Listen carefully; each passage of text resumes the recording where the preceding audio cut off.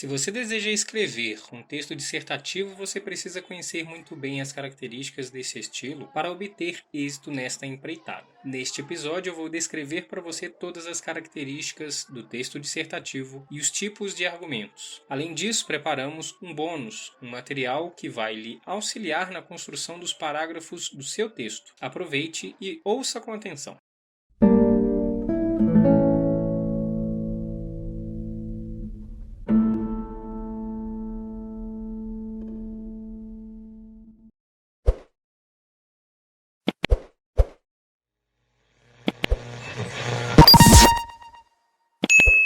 O que é um texto dissertativo? O texto dissertativo é uma categoria de texto argumentativo que tem como base uma opinião. Elaborado para transmitir o ponto de vista do autor, o texto é composto por argumentos que defendem este ponto de vista. Nele, expõe-se uma opinião sobre determinado assunto ou tema, por meio de uma argumentação lógica coerente e coesa. Esse tipo de texto tem como principal característica a apresentação de um raciocínio, a defesa de um ponto de vista ou o questionamento de uma determinada realidade. Tipos de dissertação. O texto dissertativo pode ser classificado em duas categorias. A primeira delas é o tipo de texto dissertativo expositivo. Nesta categoria, o autor expõe um conceito, uma teoria, e o seu ponto de vista sobre o assunto. Utiliza dados amplamente conhecidos, expõe os fatos, mas não apresenta necessariamente uma discussão. É a exposição de ideias, teorias e conceitos sem necessariamente tentar convencer o leitor.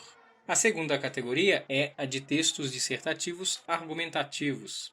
Nessa modalidade, a intenção é persuadir o leitor a partir da argumentação coerente, com exemplos, fatos e raciocínios, convencendo-o assim da tese. O autor busca comprovar o conteúdo verdadeiro ou falacioso dos conceitos discutidos no texto. Dispõe-se a refletir sobre os assuntos enfocados, aproximando ou correlacionando os fatos e raciocínios para chegar a uma conclusão. Estrutura do texto dissertativo. Conforme foi possível observar, a tese é o ponto principal desse tipo de texto. Ela é apresentada na introdução, é defendida na argumentação e é retomada na conclusão. A introdução é a abertura do texto. É necessário contextualizar o tema e preparar o leitor para os argumentos que serão apresentados posteriormente. Na introdução é que se apresenta a definição do que será dito e deixa-se claro ao leitor que seu texto merece atenção. Procure abordar apenas temas que você poderá argumentar ao longo da redação. Busque dissertar apenas daquilo que você tem propriedade para desenvolver. Na introdução devem estar as definições, citações, perguntas, exposições de pontos de vista, exposição de pontos de vistas opostos, comparações, descrições e demais considerações necessárias para a apresentação do tema. Acima de tudo, o assunto a ser tratado deve ser sempre apresentado de maneira clara.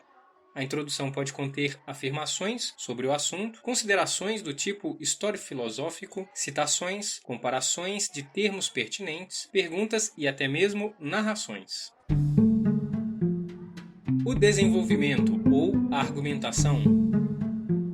No texto dissertativo, a persuasão é utilizada de forma explícita e naturalmente se faz presente no desenvolvimento do texto. Nesta etapa, como o nome sugere, deve-se desenvolver o tema proposto de forma a convencer o leitor a respeito dos posicionamentos que foram elencados na introdução. É neste momento que o escritor argumenta por citação, comprovação ou raciocínio lógico, tomando sua posição a respeito do que está sendo discutido.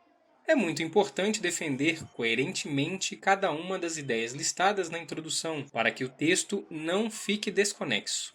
Além de coerência, a coesão também é essencial. O contexto do desenvolvimento pode ser organizado de diversas maneiras, e isto vai depender das propostas do texto e das informações disponíveis. A conclusão.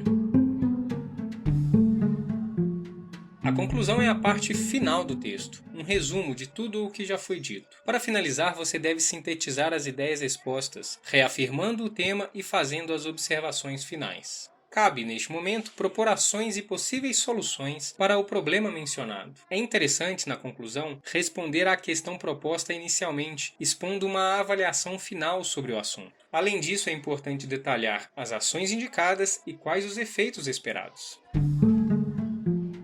Tipos de argumentos. Argumento de autoridade. É o argumento que se apoia no conhecimento de um especialista de determinada área. É utilizado para dar ao argumento a qualidade necessária, conferida pela credibilidade da autoridade citada. Argumentação por consenso. Algumas afirmações são baseadas em um consenso global, por isso não precisam de embasamento teórico. Assim, não exigem a demonstração de um especialista para que se prove o seu conteúdo, não sendo necessária a citação de fontes.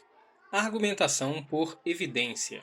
Na argumentação por evidência, pretende-se levar o leitor a admitir a tese ou conclusão, justificando-a por meio de evidências de que ela se aplica aos dados considerados.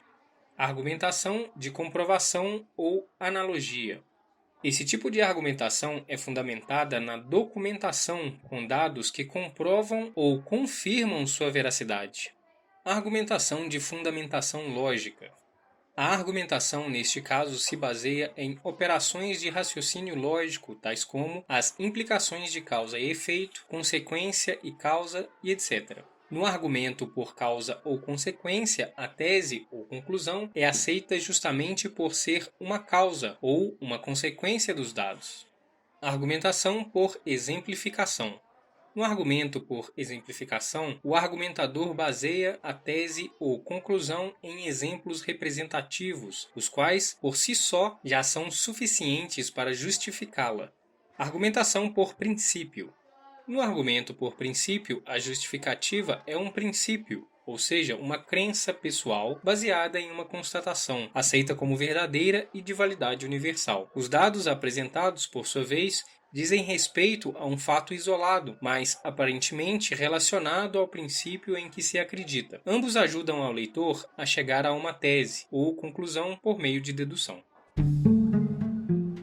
Relação entre tese e argumento.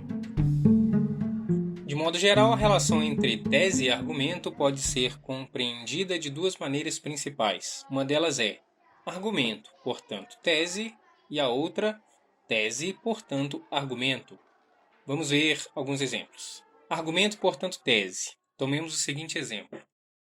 O governo gasta todos os anos bilhões de reais no tratamento das mais diversas doenças relacionadas ao tabagismo. Os ganhos com os impostos nem de longe compensam o dinheiro gasto com essas doenças. Além disso, as empresas têm grande prejuízo por causa do afastamento de trabalho devido aos males causados pelo fumo. Portanto, é imprescindível que sejam proibidas quaisquer propagandas de cigarro em todos os meios de comunicação. Neste exemplo temos o termo além disso, relativo a ainda e também, relação de adição, quando se enumeram argumentos a favor de sua tese. Temos também o termo portanto, logo, por conseguinte, por isso, então, que estabelece uma relação semântica de conclusão típica de um silogismo. Agora um exemplo do tipo tese, porque, argumento. O governo deve imediatamente proibir toda e qualquer forma de propaganda de cigarro, porque ele gasta todos os anos bilhões de reais no tratamento das mais diversas doenças relacionadas ao tabagismo. E muito embora os ganhos com os impostos sejam vultuosos, nem de longe eles compensam o dinheiro gasto com essas doenças. Neste exemplo temos o termo porque, ou uma vez, já que, dado que, pois, que estabelece uma relação de causalidade. E temos também o termo muito embora, ou ainda que, não obstante, mesmo que estabelece uma relação de oposição, ou seja, usam-se concessivas para refutar o argumento oposto. Estrutura dos parágrafos. Durante o processo de escrita, você precisa desenvolver o texto com coerência e conexão. Para isso, você deve construir parágrafos bem estruturados, com ideias e argumentos adequados. Para escrever bons parágrafos, é necessário conhecer a estrutura e a função de cada uma de suas partes. Só assim é possível escrever bons parágrafos e construir bons textos. O parágrafo é a unidade básica do texto. Nele se apresenta uma ideia núcleo que deve ser desenvolvida pelas ideias secundárias e tem sua estrutura dividida em 3 partes: introdução, desenvolvimento e conclusão.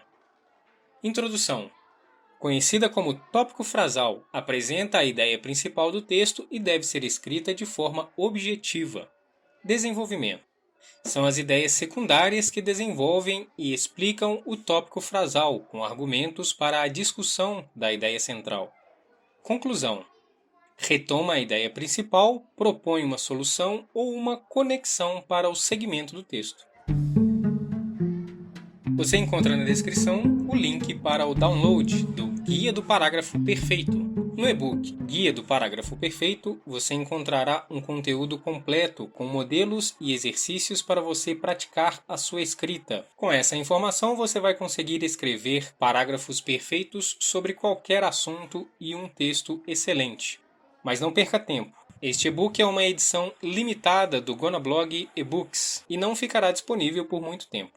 Por isso, aproveite esta oportunidade e tenha em suas mãos este conteúdo que mudará sua forma de escrever. Baixe grátis o seu e-book e comece a escrever parágrafos perfeitos